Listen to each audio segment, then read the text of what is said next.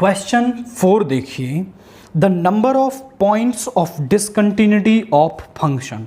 ये हमें फंक्शन दे रखा है और इसमें कितने पॉइंट्स ऑफ डिसकंटिन्यूटी, मतलब ऐसे कितने पॉइंट्स होंगे जिन पर ये फंक्शन डिसकंटिन्यूअस होगा। तो सबसे पहले तो इस मॉड्यूलस फंक्शन को हमें यहाँ ब्रेक करना पड़ेगा। आप समझो कि मॉड्यूलस फंक्शन का काम होता है वैल्यू को पॉजिटिव बनाना। अगर अंदर से नेगेटिव वैल्यू आ रही है तो उसको ये पॉजिटिव कर देता है। मतलब अगर नेगेटिव वैल्यू आ रही है तो हम एक और माइनस साइन लगा देते हैं सो दैट वो वैल्यू पॉजिटिव बन जाए। यानी जब अंदर से नेगेटिव वैल्यू आ रही है तो मॉड्यूलस साइन को हम ब्रेक करते हैं माइनस में, और जब अंदर से पॉजिटिव वैल्यू ही आ रही है तो उसे सिंपल हम प्लस साइन में ब्रेक कर लेते हैं। अब जरा चेक करें, when x is less than -3, less than -3 मतलब -4, -5, -6, यानी नेगेटिव वैल्यू आएगी तो fx जो है यहां पे आ गया -x + 3 if x is less than equal to -3, -2x if x is from -3 to 3 and if x is greater than equal to 3, ये होगा 6x + 2। अब जरा चेक करो कि when x is less than -3, क्योंकि -3 से छोटे पर ये है, -3 से बड़े पर ये है, तो -3 पर तो फंक्शन हमारा हम कुछ कह ही नहीं सकते। But when x is less than -3, fx जो है वो है -x + 3, और ये क्या है, एक पॉलिनोमियल है।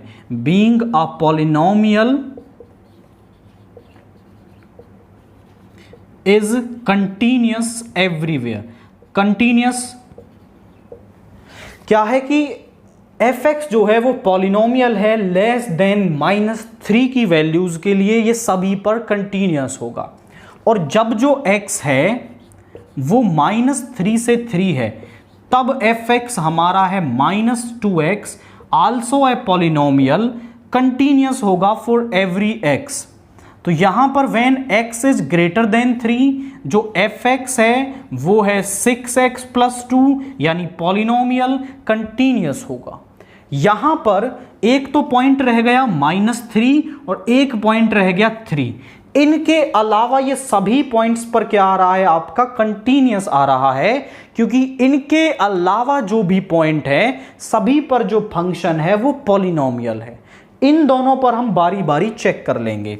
At x is equal to -3 हम LHL निकालते हैं, limit x tends to -3 LHL के लिए फंक्शन वो होगा जहां पर x लेस देन -3 है, यानी -x + 3। यहां पे हम x को पुट कर देंगे -3 -h as h tends to 0। तो यहां पे आप पुट करेंगे लिमिट h टेंड्स टू 0, और यहां पे माइनस साइन के अंदर मल्टीप्लाई हो जाएगी 3 + h + 3। h की वैल्यू 0 रखेंगे, ये आ गया 6। RHL निकालेंगे, limit x tends to -3 positive, और RHL के लिए फंक्शन होगा ये माइनस का 2x। यहां पे पुट कर देंगे x को -3 + h as h tends to 0। तो यहां पे -3 + h रखेंगे, limit h tends to 0 -2 into -3 + h, और ये वैल्यू आ रही है, h की प्लेस पर 0 रख देंगे तो ये भी आ गया 6।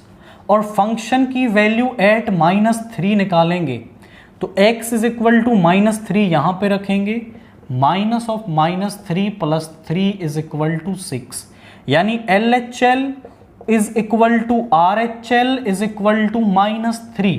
तीनों जो वैल्यूज हैं वो इक्वल आ रही हैं, यानी कि fx इज कंटीन्यूअस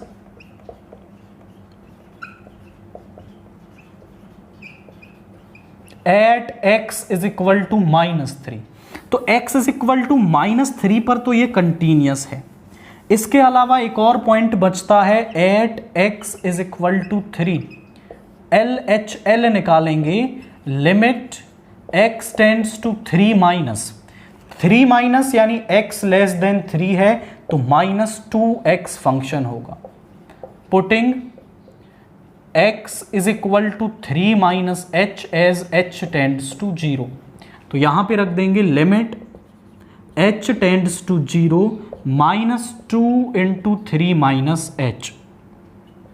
h के प्लेस पर 0 रखोगे तो ये आ जाएगा -6। RHL निकालेंगे, limit x tends to 3 positive, RHL के लिए फंक्शन होगा 6x plus 2। Now putting x is equal to 3 plus h as h tends to 0, तो यहां पर आ जाएगा limit h tends to 0 6 into 3 plus h plus 2। h के प्लेस पर 0 रखेंगे तो 18 प्लस 2 इज 20। आप चेक करो कि यहां पर और f3 की भी वैल्यू आप निकालोगे तो वो यहां पर रखेंगे, this is 20। LHL is not equal to RHL is equal to F3, यानी ये आपस में इक्वल नहीं है। सो Fx इज नॉट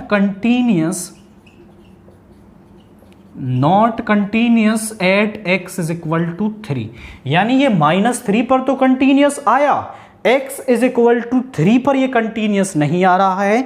यानी कितने पॉइंट्स हो गए पॉइंट्स ऑफ डिसकंटिन्यूटी?